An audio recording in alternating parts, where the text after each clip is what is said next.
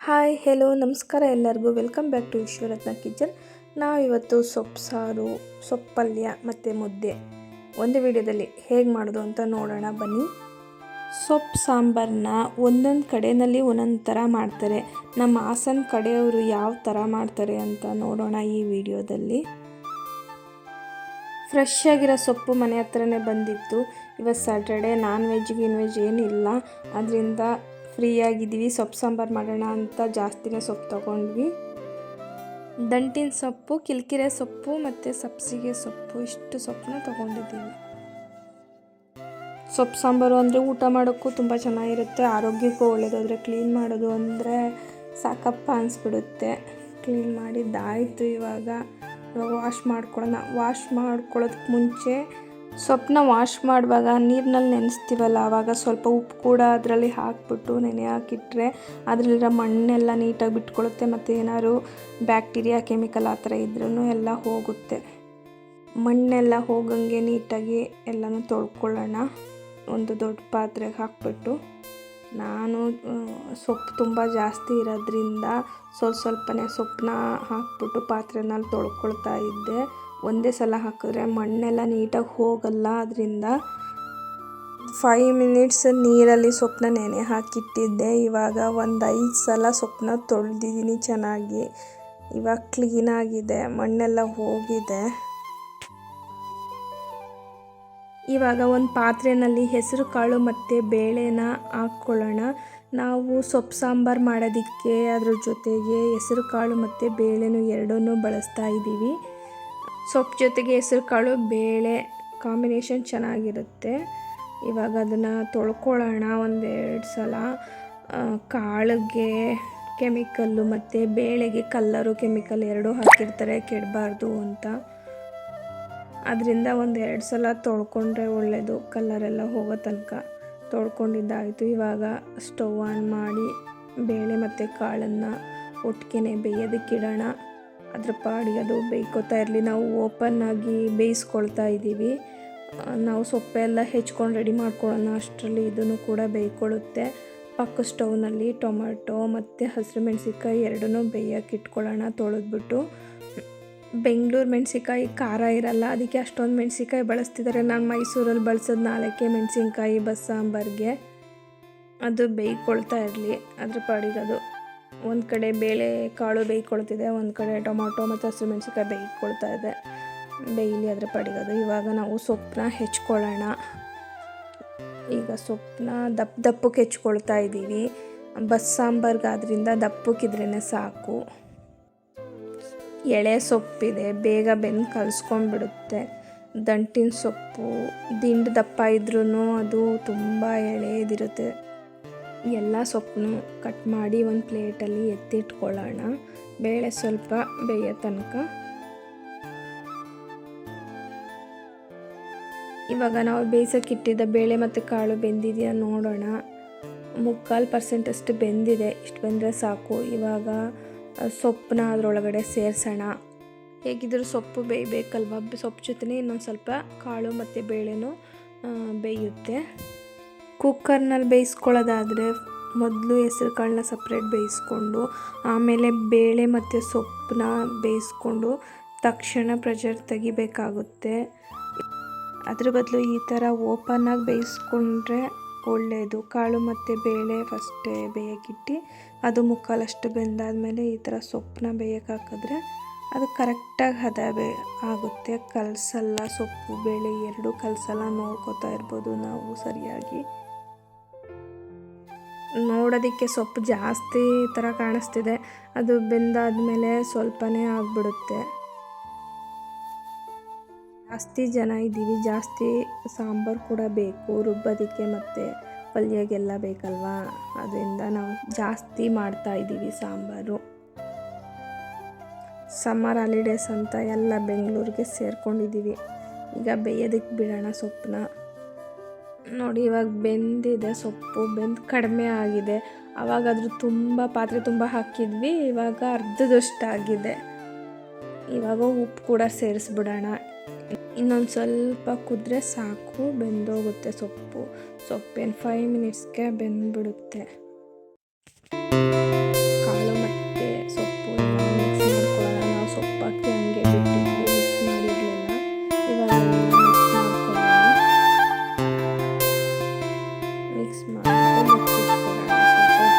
ಇಟ್ಕೊಂಡ್ವಿ ಹಾಗೇನೆ.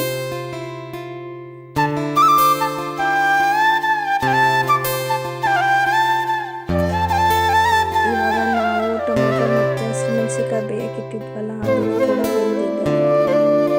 ಇವಳು ನಿಧಿ ಅಂತ, ಇವ್ರ ಬಿಲ್ಡಿಂಗಲ್ಲಿ ಸೆಕ್ಯೂರಿಟಿ ಇದ್ದಾರೆ. ಜಾಸ್ತಿ ಟೈಮ್ ಇವ್ರ ಮನೆಯಲ್ಲೇ ಇರ್ತಾರೆ. ಅದಕ್ಕೆ ನಮ್ಮ ಮಮ್ಮಿ ಅಂದ್ಕೊಂಡು ಅವ್ರ ಜೊತೆನೇ ಜಾಸ್ತಿ ಇರ್ತಾಳೆ. ಮಕ್ಕಳು ಹಾಗೇನೆ ಅಲ್ವಾ, ಸ್ವಲ್ಪ ಪ್ರೀತಿ ತೋರಿಸಿದ್ರೆ ನಮ್ಮಿಂದಲೇ ಸಿಗ್ತಾ ಇರ್ತಾರೆ ಅಲ್ವಾ. ಇವಾಗ ಇನ್ನೊಂದು ಸ್ಟವ್ ಆನ್ ಮಾಡಿಬಿಟ್ಟು ಅದರಲ್ಲಿ ಒಂದು ಹೆಂಚಿಡೋಣ. ಅದರಲ್ಲಿ ಆನಿಯನ್ನು ಮತ್ತು ಬೆಳ್ಳುಳ್ಳಿ ಎಲ್ಲ ಫ್ರೈ ಮಾಡ್ಕೊಳ್ಳೋಣ. ಇದು ಕಾಲದಲ್ಲೆಲ್ಲ ಸೌದೆ ಒಲೆ ಇರ್ತಿತ್ತಲ್ವ, ಆವಾಗ ಕೆಂಡದಲ್ಲಿ ಬೆಳ್ಳುಳ್ಳಿ ಮತ್ತು ಈರುಳ್ಳಿನ ಸುಟ್ಕೊಳ್ಳೋರು. ಇವಾಗ ಕೆಂಡ ಇಲ್ಲ, ಅದರಿಂದ ಹೆಂಚು ಮೇಲೆ ಬೆಳ್ಳುಳ್ಳಿ ಮತ್ತು ಈರುಳ್ಳಿನೆಲ್ಲ ಫ್ರೈ ಮಾಡ್ಕೊಳ್ತಾರೆ. ಬೆಂದಿದೆ, ಇವಾಗ ಇಷ್ಟು ಬೆಂದರೆ ಸಾಕು. ನೋಡಿ, ಬೇಳೆ ಎಲ್ಲ ಕಲಿಸ್ತಾ ಇದೆ. ಬೇಳೆ ಕಲಸೋ ತನಕ ಬೇಯಿಸಿದ್ರೆ ಟೇಸ್ಟು ಸಾಂಬಾರು ಸಾಕು. ಇಷ್ಟು ಬೆಂದರೆ ಇವಾಗ ಮುಚ್ಚಿಟ್ಬಿಡೋಣ, ಸ್ಟವ್ ಆಫ್ ಮಾಡಿ. ಇವಾಗ ಈರುಳ್ಳಿನ ದಪ್ಪ ದಪ್ಪಕ್ಕೆ ಹೆಚ್ಕೊಳ್ಳೋಣ. ಅದು ಹುರ್ಕೊಳ್ಳೋದಕ್ಕೆ ದಪ್ಪ ದಪ್ಪಕ್ಕಿದ್ರೆ ಸಾಕು. ಒಂದೆರಡು ಈರುಳ್ಳಿನ ಹುರ್ಕೊಳ್ಳೋದಕ್ಕೆ ಹೆಚ್ಕೊಳ್ಳೋಣ. ಇವಾಗ ಬೆಳ್ಳುಳ್ಳಿ ಫ್ರೈ ಆಗಿದೆ, ಸಾಕು. ಇಷ್ಟು ಫ್ರೈ ಆದರೆ ಈಗ ಇದನ್ನು ಒಂದು ಪ್ಲೇಟ್ಗೆ ಎತ್ತಿಟ್ಕೊಳ್ಳೋಣ.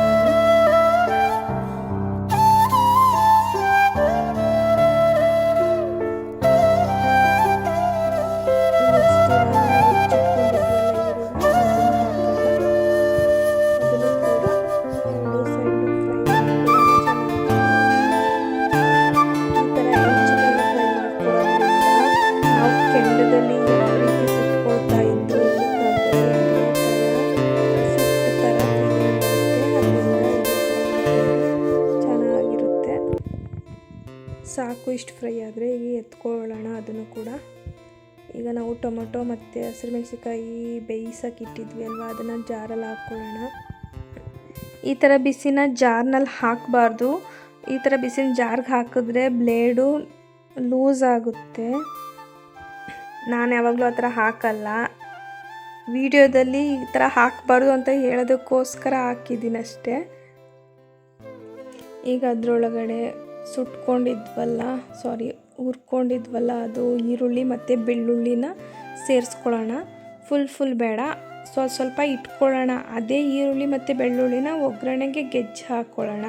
ಹುಣಸೆಹಣ್ಣು ಕೂಡ ಸೇರಿಸ್ಕೊಳ್ಳೋಣ. ಜೊತೆಗೆ ಸ್ವಲ್ಪ ಹಸಿ ಬೆಳ್ಳುಳ್ಳಿನ ಹಾಕ್ಕೊಳ್ಳೋಣ ಮತ್ತು ಸ್ವಲ್ಪ ಕೊತ್ತಂಬರಿ ಸೊಪ್ಪು ಕೂಡ ಹಾಕ್ಕೊಳ್ಳೋಣ.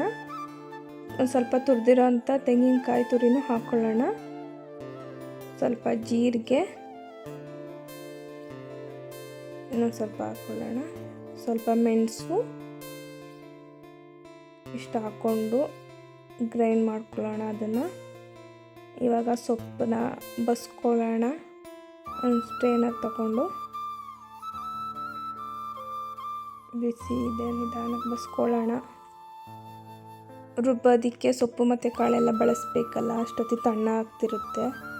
ಅದನ್ನು ರುಬ್ಕೊಂಡ್ಬಂದನ ಅಷ್ಟರಲ್ಲಿ ಸೊಪ್ಪಲ್ಲಿ ನೀರೆಲ್ಲ ಇರುತ್ತೆ, ಇರೋ ಥರ ನೀಟಾಗೆಲ್ಲ ಸೋಸ್ಕೊಬಿಡೋಣ ನೀರನ್ನ. ಸ್ವಲ್ಪ ಹೊತ್ತಿಟ್ಟರೆ ಎಲ್ಲ ಸೋರ್ಕೊಳ್ಳುತ್ತೆ.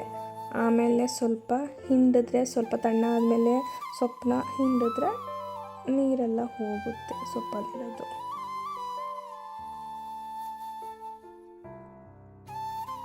ಇವಾಗ ರುಬ್ಬಿದ ಆಯಿತು. ಅದೆಲ್ಲ ಖಾರ ಎಲ್ಲ ಗ್ರೈಂಡ್ ಆಗಿದೆ. ಇವಾಗ ಅದಕ್ಕೆ ಸೊಪ್ಪು ತಣ್ಣ ಆಗಿದೆ. ಇವಾಗ ಸೊಪ್ಪನ್ನ ಸೇರಿಸ್ಕೊಳ್ಳೋಣ. ಸೊಪ್ಪನ್ನು ಕೂಡ ಸೇರಿಸ್ಕೊಂಡು ರುಬ್ಕೊಳ್ಳೋಣ. ನಮಗೆ ಎಷ್ಟು ಸಾಂಬಾರು ಬೇಕು ಅಷ್ಟು ರುಬ್ಕೊಳ್ಳೋಣ.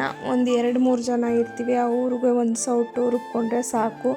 ನಾವು ಜಾಸ್ತಿ ಜನ ಇದ್ದೀವಿ, ಜಾಸ್ತಿ ಸಾಂಬಾರು ಬೇಕು, ಅದಕ್ಕೆ ಒಂದು 4 ಸೌಟಾದರೂ ಸೊಪ್ಪು ಬೇಕು. ಅಷ್ಟು ರುಬ್ಕೊಳ್ಳೋಣ. ಇವಾಗ ನಾವು ಆವಾಗಲೇ ಸ್ವಲ್ಪ ಎತ್ತಿಟ್ಕೊಂಡಿದ್ವಿ ಅಲ್ವಾ, ಬೆಳ್ಳುಳ್ಳಿ ಮತ್ತು ಈರುಳ್ಳಿನ ಫ್ರೈ ಆಗಿರೋದನ್ನ, ಅದನ್ನು ಸ್ವಲ್ಪ ಗೆಜ್ಕೊಳ್ಳೋಣ. ನಾವು ಆವಾಗ ನಮ್ಮ ಅಮ್ಮನ ಕಾಲದಲ್ಲೆಲ್ಲ ಈ ಸುಟ್ಕೊಂಡಿರೋ ಈರುಳ್ಳಿ ಮತ್ತು ಬೆಳ್ಳುಳ್ಳಿನ ಸ್ವಲ್ಪ ದಪ್ಪದಾಗಿ ಒಳ್ಕಲ್ಲಲ್ಲಿ ಹಾಕಿ ರುಬ್ಕೊಳ್ಳೋರು. ಇವಾಗ ಗೆಜ್ಕೊಂಡಿದ್ದೀವಿ. ಸ್ವಲ್ಪ ಕರಿಬೇವು ಕೂಡ ಎತ್ಕೊಳ್ಳೋಣ, ಒಗ್ಗರಣೆಗೆ ತೊಳೆದಿಟ್ಕೊಂಡಿದ್ವಿ. ಈಗ ಖಾರನೆಲ್ಲ ನೈಸಾಗಿ ರುಬ್ಕೊಂಡಿದ್ದಾಗಿದೆ. ಇವಾಗ ಇದನ್ನು ಸಪ್ಪೆ ರಸ ಇತ್ತಲ್ಲ, ಕಾಳು ಮತ್ತು ಸೊಪ್ಪನ್ನ ಬೇಯಿಸಿದ್ದು ನೀರು ಅದರೊಳಗಡೆ ಹಾಕಿ ಮಿಕ್ಸ್ ಮಾಡ್ಕೊಳ್ಳೋಣ. ಇವಾಗ ನಾವು ಸಾಂಬಾರು ಎಷ್ಟು ಬೇಕೋ ಅಷ್ಟು ಕಾಳು ರುಬ್ಕೊಳ್ಳೋಣ, ಸೊಪ್ಪು ಮತ್ತು ಕಾಳು. ಕಡಿಮೆ ಬೇಕಾದರೆ ಕಡಿಮೆ ರುಬ್ಕೊಳ್ಳೋಣ, ಜಾಸ್ತಿ ಬೇಕಾದರೆ ಜಾಸ್ತಿ ರುಬ್ಕೊಳ್ಳೋಣ. ಸ್ವಲ್ಪ ನೀರು ಬೇಕಿದ್ರೆ ಹಾಕ್ಬಿಟ್ಟು ಅಡ್ಜಸ್ಟ್ ಮಾಡ್ಕೊಳ್ಳೋಣ. ನಮಗೆ ಸಾಂಬಾರು ಗಟ್ಟಿ ಬೇಕಾ ತೆಳ್ಳ ಬೇಕಾ ಹೆಂಗೆ ಬೇಕಾದರೂ ಮಾಡ್ಕೊಳ್ಳೋಣ. ಮಿಕ್ಸ್ ಮಾಡಿದ್ದಾಯಿತು. ಇವಾಗ ಸ್ಟವ್ ಆನ್ ಮಾಡಿ ಒಗ್ಗರಣೆಗೆ ಇಟ್ಬಿಡೋಣ. ಒಂದು ಪಾತ್ರೆ ಕಾದಾದ್ಮೇಲೆ ಆಯಿಲ್ ಹಾಕೋಣ.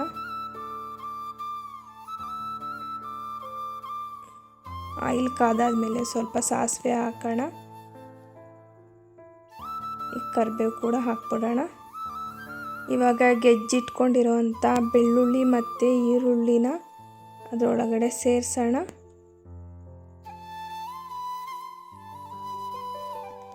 ಎರಡು ಸೇರಿಸಿ ಚೆನ್ನಾಗಿ ಫ್ರೈ ಮಾಡ್ಕೊಳ್ಳೋಣ. ಘಮ ಘಮ ಅಂತಿದೆ ಒಗ್ಗರಣೆ ಸೊಪ್ಪು ಸಾಂಬಾರ್ದು. ಸೊಪ್ಪು ಸಾಂಬಾರು ಅಂದರೆ ಯಾರಿಗಿಷ್ಟ ಆಗಲ್ಲ, ಎಲ್ಲರಿಗೂ ಇಷ್ಟ ಆಗುತ್ತೆ. ಒಗ್ಗರಣೆ ಸ್ವಲ್ಪ ಫ್ರೈ ಆದಮೇಲೆ ನಾವು ಮಿಕ್ಸ್ ಮಾಡಿಬಿಟ್ಕೊಂಡಿದ್ವಲ್ಲ ಖಾರ ಮಸಾಲೆ ಎಲ್ಲ ಸೊಪ್ಪು ರುಬ್ಬಿಟ್ಕೊಂಡಿದ್ವಲ್ಲ ರಸನೆಲ್ಲ ಹಾಕ್ಬಿಡೋಣ. ಥಿಕ್ನೆಸ್ ನೋಡಿಕೊಂಡು ನಮ್ಗೆ ಎಷ್ಟು ಬೇಕು ಅಷ್ಟು ನೀರು ಬೇಕಾದರೆ ಸೇರಿಸ್ಕೊಳ್ಳೋಣ. ನಮಗೆ ಗಟ್ಟಿ ಬೇಕು ಅಂದರೆ ಗಟ್ಟಿಯಾಗೆ ಮಾಡ್ಕೊಳ್ಳೋಣ. ಇಷ್ಟಿದ್ರೆ ಸಾಕು, ತುಂಬ ಗಟ್ಟಿನೂ ಇರಬಾರ್ದು, ತುಂಬ ತೆಳ್ಳನೂ ಇರಬಾರ್ದು. ಇವಾಗ ಅದು ಕುದೀಲಿ ಚೆನ್ನಾಗಿ. ಈಗ ಅದನ್ನು ಮುಚ್ಚಿಟ್ಬಿಟ್ಟು ನಾವು ಪಕ್ಕದ ಸ್ಟವಲ್ಲಿ ಸೊಪ್ಪಿಗೆ ಒಗ್ಗರಣೆ ಮಾಡ್ಕೊಳ್ಳೋಣ. ಇವಾಗ ಕುದೀತಾ ಇದೆ ಚೆನ್ನಾಗಿ. ಇವಾಗ ಸ್ವಲ್ಪ ಉಪ್ಪು ಸೇರಿಸ್ಬಿಡೋಣ. ಮೊದಲೇ ಸೊಪ್ಪಿಗೆ ಉಪ್ಪು ಹಾಕಿದ್ದೀವಿ, ಆದ್ದರಿಂದ ಇವಾಗ ನಾವು ಕಡಿಮೆ ಉಪ್ಪು ಹಾಕಬೇಕು. ಸೊಪ್ಪನ್ನ ರುಬ್ಬಿರ್ತೀವಲ್ಲ, ಅದೇ ಸೊಪ್ಪು ಮತ್ತು ರಸದಲ್ಲಿ ಉಪ್ಪಿರುತ್ತೆ. ಸ್ವಲ್ಪ ಉಪ್ಪು ಹಾಕಿದ್ರೆ ಸಾಕು. ಟೇಸ್ಟ್ ನೋಡ್ಕೊಳ್ಳೋಣ. ಇವಾಗ ಚೆನ್ನಾಗಿ ಅದು ಕರಗಬೇಕು, ಕಲ್ಲುಪ್ಪು ಹಾಕಿರೋದ್ರಿಂದ. ಕರಗಾದ್ಮೇಲೆ ಟೇಸ್ಟ್ ನೋಡಿಕೊಂಡು ಬೇಕು ಅಂದರೆ ಹಾಕ್ಕೊಳ್ಳೋಣ. ಸಾಕು, ಇಷ್ಟೇ ಉಪ್ಪು. ಇವಾಗ ಫ್ರೈ ಮಾಡ್ಕೊಳ್ಳೋದಕ್ಕೆ ಎಲ್ಲ ರೆಡಿ ಮಾಡಿ ಇಟ್ಕೊಂಡಿದ್ದೀವಿ. ಪಕ್ಕ ಸ್ಟವಲ್ಲಿ ಸೊಪ್ಪನ್ನ ಫ್ರೈ ಮಾಡ್ಕೊಳ್ಳೋಣ. ಅವಳು ರಿಧಿ ಬಂದು ಅವಳು ನಿಧಿ ಅಲ್ಲ, ನಿಧಿ ಬಂದು ಮಮ್ಮಿ ಎತ್ಕೋ ಅಂತ ಬರ್ತಾಳೆ. ಅದಕ್ಕೆ ಸ್ವಲ್ಪ ಹೊತ್ತು ಎತ್ಕೊಂಡಿದ್ರು. ಮಕ್ಕಳು ಮುಖ ನೋಡಿದ್ರೆ ಎಷ್ಟೇ ಸ್ಟ್ರೆಸ್ ಇದ್ದರೂ ಎಲ್ಲ ರಿಲೀಫ್ ಅನಿಸುತ್ತೆ ಅಲ್ವಾ.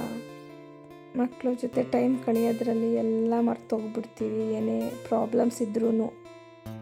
ಇವಾಗ ಸ್ಟವ್ ಆನ್ ಮಾಡಿ ಒಂದು ಬಾಣಲಿ ಇಡೋಣ. ಬಾಣಲಿ ಕಾದಾದ್ಮೇಲೆ ಎಣ್ಣೆ ಹಾಕೋಣ. ಎಣ್ಣೆನೂ ಸ್ವಲ್ಪ ಕಾಯಲಿ.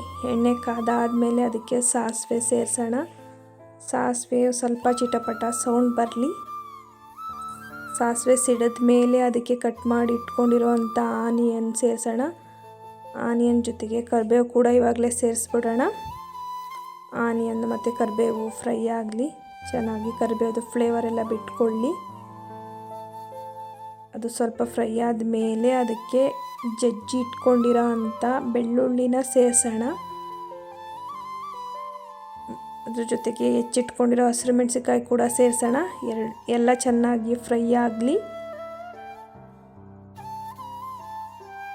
ಈರುಳ್ಳಿ ಎಲ್ಲ ಚೆನ್ನಾಗಿ ಬೇಯಬೇಕು. ಇವಾಗ ಒಂದು ಲಿಡ್ನ ಕ್ಲೋಸ್ ಮಾಡಿ ಬಿಟ್ಬಿಡೋಣ, ಅದು ಬೇಯೋ ತನಕ.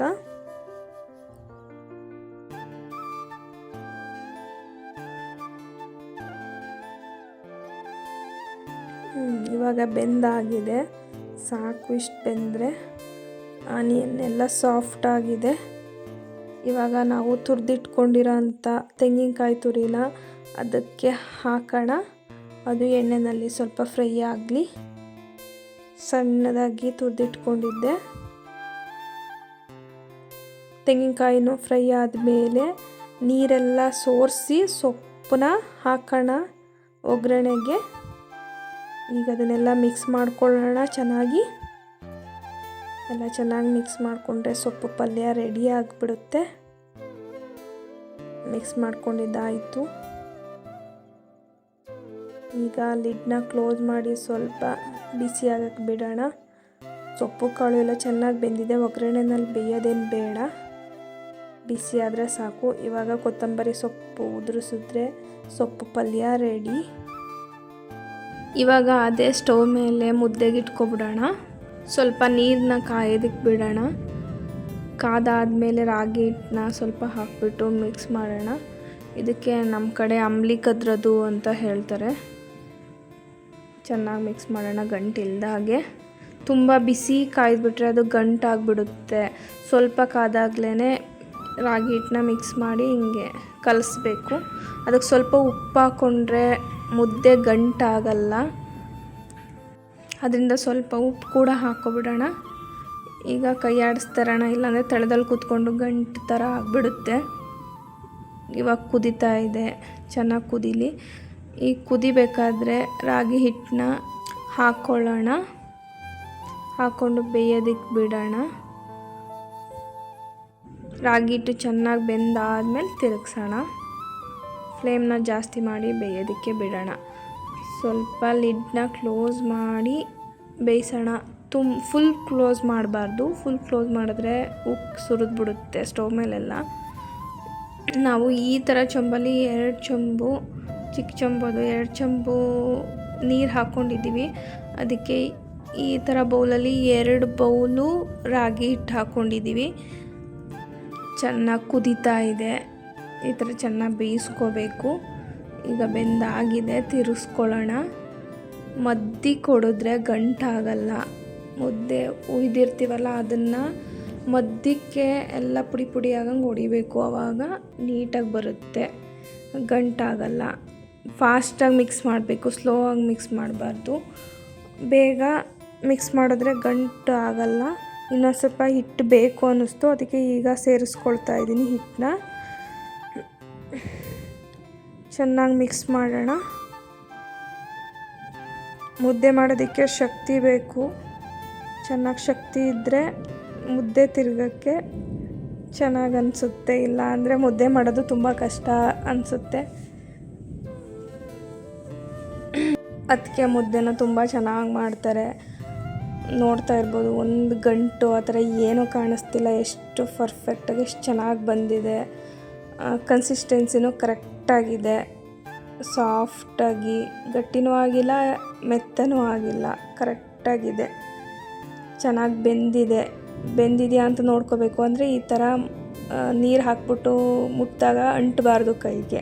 ಅಂಟಿಲ್ಲ ಅಂದರೆ ಬೆಂದಿದೆ ಅಂತ. ಕೈಗೆ ಅಂಟಿದ್ರೆ ಹಸಕ್ಲು ಪಿಸಕ್ಲು ಮುದ್ದೆ ಆಗಿದೆ ಅಂತ ಅಂದ್ಕೋಬೇಕು. ಹೀಗೇ ಸಿಮ್ಮಲ್ಲಿ ಇಟ್ಬಿಟ್ಟು ಸ್ವಲ್ಪ ಬೇಯೋದಕ್ಕೆ ಬಿಡೋಣ. ಬೆಂದಾಯಿತು. ಇವಾಗ ದಿಂಡಿಸ್ಕೊಳ್ಳೋಣ. ಚೆನ್ನಾಗಿ ಮಿಕ್ಸ್ ಮಾಡಿ. ನಮ್ಮ ಕಡೆ ಇದಕ್ಕೆ ದಿಂಡಿಸ್ಕೊಳ್ಳೋದು ಅಂತ ಹೇಳ್ತಾರೆ. ಈ ಥರ ದಿಂಡಿಸ್ಕೊಂಡು ಮುದ್ದೆ ಕಟ್ಟಿದ್ರೆ ಮುದ್ದೆ ರೆಡಿ ಆಗಿಬಿಡುತ್ತೆ ತಿನ್ನೋದಕ್ಕೆ. ನಾವು ಎಷ್ಟು ಚೆನ್ನಾಗಿ ದಿಂಡಿಸ್ಕೊಳ್ತೀವಿ ಅಷ್ಟು ಸಾಫ್ಟಾಗಿ ಬರುತ್ತೆ ಮುದ್ದೆ, ಸ್ಮೂತಾಗಿರುತ್ತೆ. ಇಲ್ಲ ಹಂಗಂಗೆ ಮಿಕ್ಸ್ ಮಾಡಿ ಹಂಗಂಗೆ ಉಂಡೆ ಕಟ್ಟಿದ್ರೆ ರಫ್ ಆಗಿರುತ್ತೆ ಮುದ್ದೆ. ಸಾಫ್ಟ್ ಆಗಬೇಕು ಅಂದರೆ ಚೆನ್ನಾಗಿ ದಿಂಡಿಸ್ಕೋಬೇಕು. ಇವಾಗ ಮುದ್ದೆನ ಬಾಲ್ ಮಾಡ್ಕೊಳ್ಳೋಣ. ಈ ಥರ ಮರಬಟ್ಲು ಅಥವಾ ಅದಿಲ್ಲ ಅಂದರೆ ಪ್ಲೇಟು ಯಾವುದ್ರಲ್ಲಾದ್ರೂ ತೆಕ್ಕೋಬೋದು. ತೆಗೆದು ರೌಂಡ್ ಮಾಡಿದ್ರೆ ಮುದ್ದೆ ರೆಡಿ. ಎಷ್ಟು ಈಸಿಯಾಗಿ ಮಾಡಿದ್ರು ನೋಡ್ಕೊಂಡ್ರಿ ಅಲ್ವಾ. ಅದಕ್ಕೆ ಮುದ್ದೆನ ತುಂಬ ನೈಸಾಗಿ ಕಟ್ತಾರೆ. ನೋಡಿದ್ರೆ ತಿನ್ನಬೇಕು ಅನ್ನಿಸ್ಬೇಕು, ಅಷ್ಟು ಚೆನ್ನಾಗಿ ಕಟ್ತಾರೆ.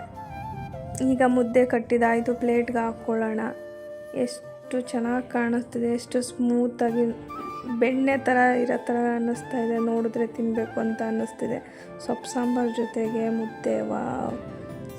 ಈ ಥರ ಮುದ್ದೆ ಮಾಡಿಕೊಟ್ರೆ ಯಾರಿಗೆ ತಾನೇ ಮುದ್ದೆ ಇಷ್ಟ ಆಗಲ್ಲ. ಎಲ್ರೂ ಖುಷಿಯಾಗಿ ಮುದ್ದೆ ಇಷ್ಟ ಇಲ್ಲ ಅನ್ನೋರು ಕೂಡ ಊಟ ಮಾಡ್ತಾರೆ ಮುದ್ದೆನ.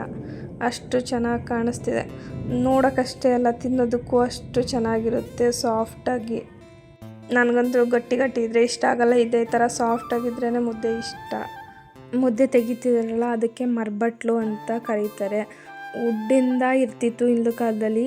ಅದಕ್ಕೆ ಮರಬಟ್ಲು ಅಂತ ಕರೀತಾಯಿದ್ರು. ನಮ್ಮನೆ ಉಡ್ಡಂದು ಇರಲಿಲ್ಲ ಊರಲ್ಲೂ ಕೂಡ, ಬ್ರೇಸ್ ಅಥವಾ ಏನೋ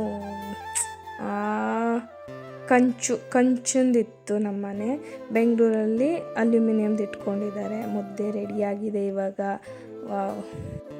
ರೆಡಿ ಆಯ್ತಲ್ಲ ಮುದ್ದೆ, ಬಸ್ಸಾಂಬಾರು ಮತ್ತು ಸೊಪ್ಪು ಪಲ್ಯ ಎಲ್ಲ. ಮತ್ತೆ ಯಾಕೆ ಲೇಟ್ ಮಾಡೋದು, ಬಾರಿಸ್ತಾ ಇರೋದೇ ಇನ್ನು. ಬಾರಿಸೋಣ ಬನ್ನಿ ಇವಾಗ ಮುದ್ದೆನ. ಸೊಪ್ಪಿನ ಸಾರು ಮತ್ತು ಸೊಪ್ಪಿನ ಪಲ್ಯ ಜೊತೆ. ಎಲ್ಲರ ಮನೆಯಲ್ಲೂ ಸೊಪ್ಪಿನ ಸಾಂಬಾರು, ಮುದ್ದೆ, ಪಲ್ಯ ಎಲ್ಲನೂ ಮಾಡ್ತಾರೆ.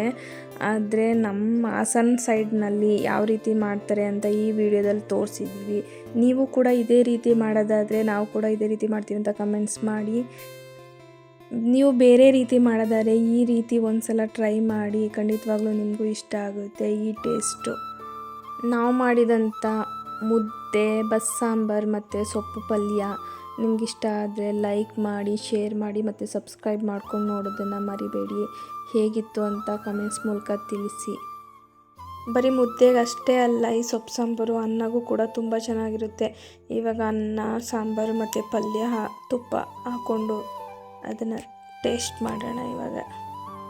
ಬಸ್ಸಾಂಬಾರುಗಳನ್ನೆಲ್ಲ ಆವಾಗ ಮಾಡಿಟ್ಕೊಂಡು ತಿಂದರೆ ಅಷ್ಟೇ ಅಲ್ಲ, ಅದು ಒಂದು ರಾತ್ರಿ ಒಂದಿನ ಕಳೆದ ಮೇಲೂ ಕೂಡ ಅದ್ರ ಟೇಸ್ಟ್ ಹಾಳಾಗಲ್ಲ. ಅದ್ರ ಟೇಸ್ಟ್ ಹಾಗೇ ಇರುತ್ತೆ ಮತ್ತು ಇನ್ನಷ್ಟು ಜಾಸ್ತಿ ಟೇಸ್ಟಾಗಿರುತ್ತೆ. ಸೊಪ್ಪು ಸಾಂಬಾರು ಜೊತೆ ತುಪ್ಪ ಹಾಕ್ಕೊಂಡು ತಿಂತಾಯಿದ್ರೆ ಆಹಾ, ಆ ರುಚಿ ತಿಂದೋರಿಗೆ ಮಾತ್ರ ಗೊತ್ತಿರುತ್ತೆ ಹೇಗಿರುತ್ತೆ ಅಂತ. ನೀವು ಕೂಡ ಈ ರೀತಿ ಮಾಡಿಕೊಂಡು ಟೇಸ್ಟ್ ಮಾಡಿ, ಖಂಡಿತವಾಗ್ಲೂ ನಿಮಗೂ ಇಷ್ಟ ಆಗುತ್ತೆ. ಮತ್ತೊಂದು ಅಡುಗೆಯೊಂದಿಗೆ ನೆಕ್ಸ್ಟ್ ವಿಡಿಯೋದಲ್ಲಿ ಸಿಗೋಣ. Thank you for watching.